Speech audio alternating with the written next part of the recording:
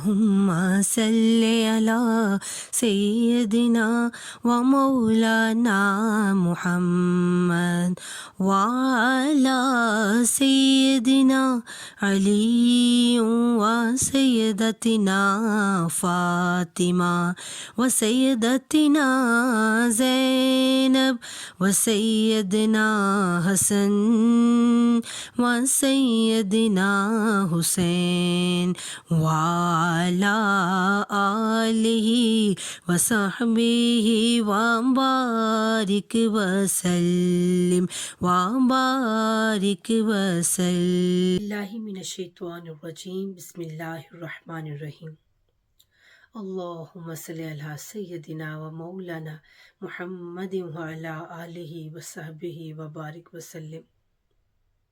معزز و محترم ناظرین و ناظرات، السلام علیکم ورحمۃ اللہ وبرکاتہ۔ اللہ رب العزت کے بے پناہ لطف و کرم اور آقا حضور کے نلائن پاک کے تصدق کی بدولت آج ایک بار پھر پروگرام ٹری آف نالج میں حاضر ہوں۔ میں آپ سب کو خوش آمدید کہتی ہوں۔ جیسا کہ آپ کے علم میں ہے کہ ہم نے شان سیدہ پاک، شان سیدہ عالم سیدہ فاطمۃ الزہرا سلام اللہ علیہا کا سیریز کا آغاز کیا تھا، جس کے آج تیسرے حصے میں ہم جمع ہیں۔ پارٹ 2 میں ہم نے شان سیدہ عالم بیان کرنے کے لیے ایک کتاب کا انتخاب کیا، الدرۃ البیضاء فی مناقب فاطمۃ الزہرا سلام اللہ علیہا، یعنی سیدہ کائنات سلام اللہ علیہا کے فضائل و مناقب پر احادیث پر مشتمل یہ کتاب ہے، جس کو سیدی شیخ الاسلام ڈاکٹر محمد طاہر القادری مداظ اللہ العالی نے تصنیف کیا ہے۔ پارٹ 2 میں ہم نے 10 احادیث مبارکہ کا مطالعہ کیا۔ اسی سلسلے کو آج آگے بڑھاتے ہیں اور مزید 15 احادیث مبارکہ کا آج ہم مطالعہ کریں گے۔ تو اپنا سلسلہ جہاں سے ہم نے توڑا تھا وہیں سے جوڑتے ہیں، اور اس سے پہلے میں محسن نقوی کے اشعار کی صورت میں سیدہ پاک کی بارگاہ میں نذرانہ عقیدت پیش کرنا چاہوں گی کہ جہان انسانیت میں توحید کا مقدس خیال زہرا، شرف میں وحدت ادا، امامت جبی نبوت جمال زہرا، ہو جس پہ نازاں دل مصور، نقش حسن کمال زہرا، خدائے بے مثل کی خدائی میں تا عبد بے مثال زہرا۔ تو حدیث مبارکہ ہم پڑھتے ہیں۔ فصل 11 ہے کہ سفر مصطفیٰ صلی اللہ علیہ وآلہ وسلم کی ابتدا اور انتہا بیت فاطمہ یعنی فاطمہ سلام اللہ علیہا کے گھر سے ہوتی۔ حضور نبی اکرم صلی اللہ علیہ وآلہ وسلم کے آزاد کردہ غلام حضرت ثوبان رضی اللہ تعالیٰ عنہ سے روایت ہے کہ آپ صلی اللہ علیہ وآلہ وسلم جب سفر کا ارادہ فرماتے تو اپنے اہل و عیال میں سے سب کے بعد جن سے گفتگو فرما کر سفر پر روانہ ہوتے وہ حضرت فاطمہ سلام اللہ علیہا ہوتی، اور سفر سے واپسی پر جس کے پاس تشریف لاتے وہ بھی حضرت فاطمہ سلام اللہ علیہا ہی ہوتی۔ سبحان اللہ۔ فصل 12 ہے کہ سیدہ سلام اللہ علیہا روئے زمین پر حضور نبی محتشم صلی اللہ علیہ وآلہ وسلم کی محبت کی مرکز خاص تھے۔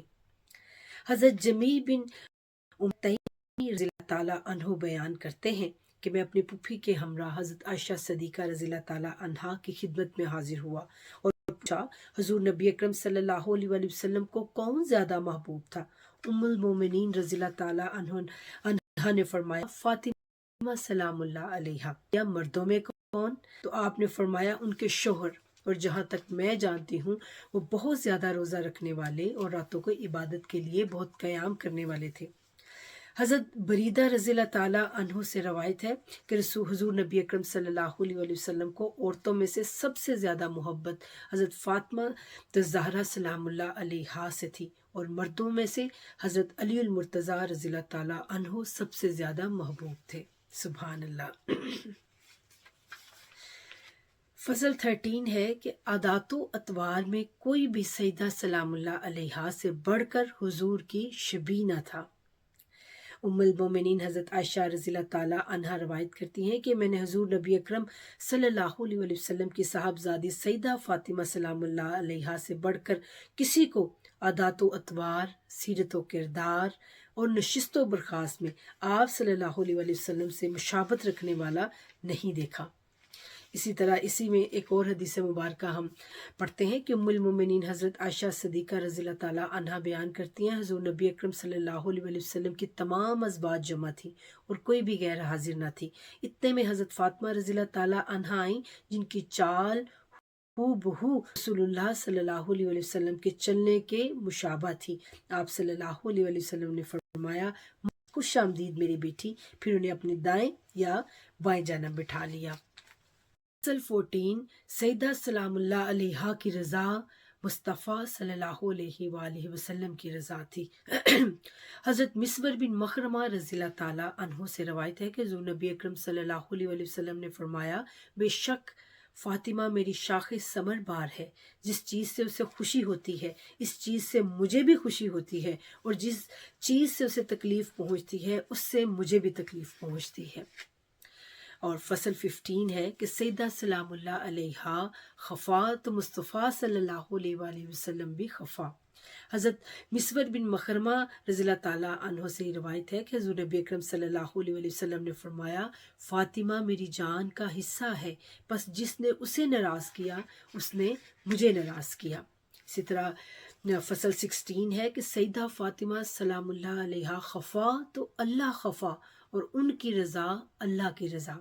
حضرت علی کرم اللہ وجہ الکریم سے روایت ہے کہ حضور نبی اکرم صلی اللہ علیہ وآلہ وسلم نے سیدہ فاطمہ رضی اللہ تعالیٰ عنہا سے فرمایا بے شک اللہ تیری ناراضگی پر ناراض اور تیری رضا پر راضی ہوتا ہے۔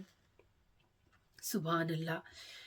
فصل 17 ہے کہ سیدہ سلام اللہ علیہا کی تکلیف مصطفیٰ صلی اللہ علیہ وآلہ وسلم کی تکلیف۔ حضرت مسور بن مخرمہ رضی اللہ تعالیٰ عنہ سے روایت ہے کہ حضور نبی اکرم صلی اللہ علیہ وآلہ وسلم نے فرمایا بے شک فاطمہ میری جان کا حصہ ہے، اسے تکلیف دینے والی چیز مجھے تکلیف دیتی ہے۔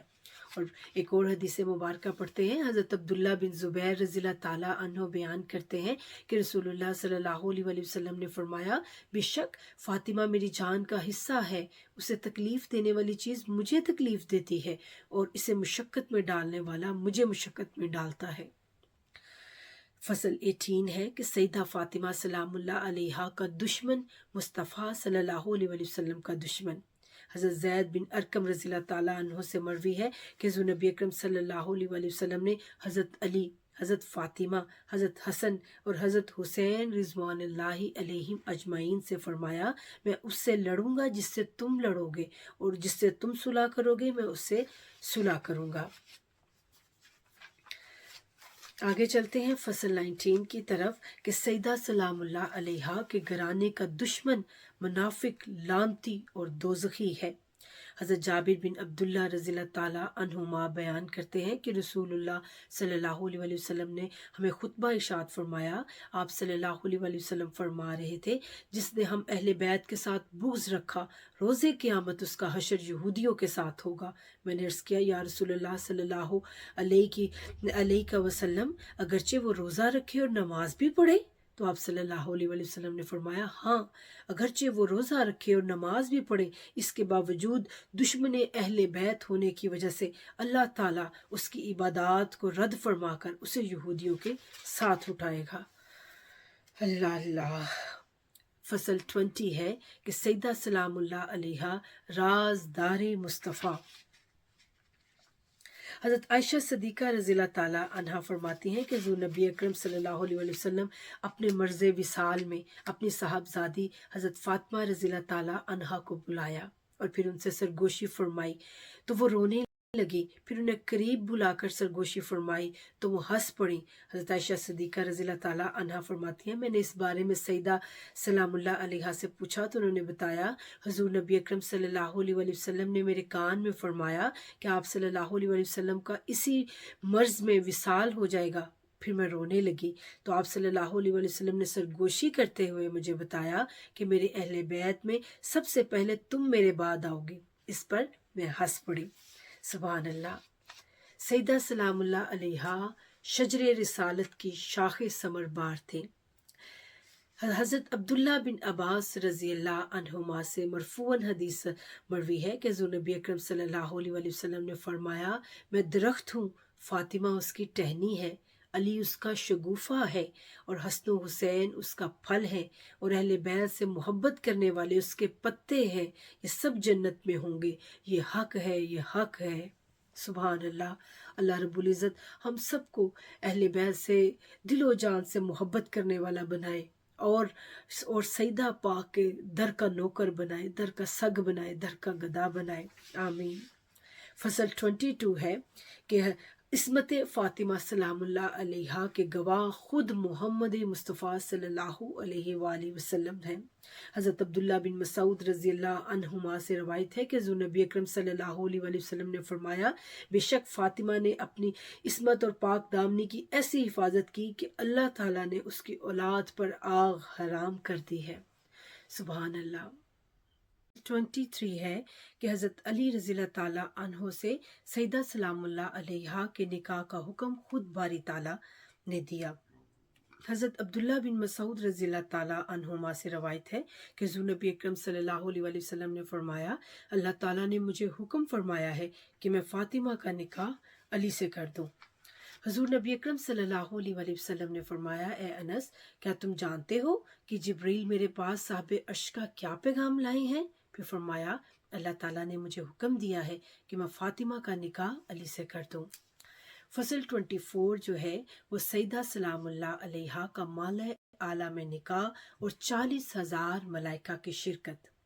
حضرت انس بن مالک رضی اللہ تعالیٰ عنہ سے مروی ہے کہ رسول اللہ صلی اللہ علیہ وسلم مسجد میں تشریف فرما تھی کہ حضرت علی رضی اللہ تعالیٰ عنہ سے فرمایا، یہ جبریل ہے جو مجھے بتا رہا ہے کہ اللہ تعالیٰ نے خود فاطمہ سے تمہاری شادی کر دی ہے، اور تمہارے نکاح پر 40,000 فرشتوں کو گواہ کے طور پر مجلس سے نکاح میں شریک کیا گیا، اور شجر ہائے طوبہ سے فرمایا، ان پر موتی اور یاقوت نچھاور کر دو۔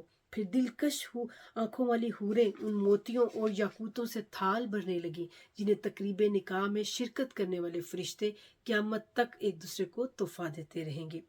حضرت علی کرم اللہ وجہہ سے روایت ہے کہ رسول اللہ صلی اللہ علیہ وآلہ وسلم نے فرمایا، میرے پاس ایک فرشتے نے آ کر کہا، اے محمد، اللہ تعالیٰ نے آپ پر سلام بھیجا ہے اور فرمایا ہے، میں نے آپ کی بیٹی فاطمہ کا نکاح مالہ اعلیٰ میں علی بن ابی طالب سے کر دیا ہے، بس آپ زمین پر بھی فاطمہ کا نکاح علی سے کر دیں۔ سبحان اللہ۔ فصل 25 کہ سیدہ سلام اللہ علیہا اور آپ کی نسل مبارک کے حق میں حضور صلی اللہ علیہ وآلہ وسلم کی دعائے برکت۔ حضرت انس بن مالک رضی اللہ تعالیٰ عنہ بیان کرتے ہیں کہ حضور نبی اکرم صلی اللہ علیہ وآلہ وسلم نے سیدہ فاطمہ رضی اللہ تعالیٰ عنہا کے لیے خصوصی دعا فرمائی، باری تعالیٰ، میں اپنی اس بیٹی اور اس کی اولاد کو شیطان مردود سے تیری پناہ میں دیتا ہوں۔ اسی پر آج کی احادیث مبارکہ کا بیان ختم ہوا۔ اللہ رب العزت ہم نے جو احادیث مبارکہ سماعت کیں اور پڑھیں، ان کا اجر عظیم عطا فرمائے اور ان پر عمل کرنے کی توفیق عطا فرمائے، اور قیامت کے دن ہمیں سیدہ پاک کی شفاعت نصیب فرمائے، اور سیدہ پاک سے محبت کا حق ادا کرنے کی توفیق عطا فرمائے، اور اہل بیت سے محبت کرنے اور محبتوں کا حق ادا کرنے کی توفیق عطا فرمائے، کیونکہ تمام جہانوں کے سردار یہی اہل بیت ہے۔ خواتین کی سردار سیدہ پاک، جوانوں کے سردار حسنین کریمین رضوان اللہ علیہم اجمعین ہیں۔ ملیں گے آپ سے 17 جنوری کو انشاءاللہ تعالی۔ اتنی دیر کے لیے اللہ حافظ۔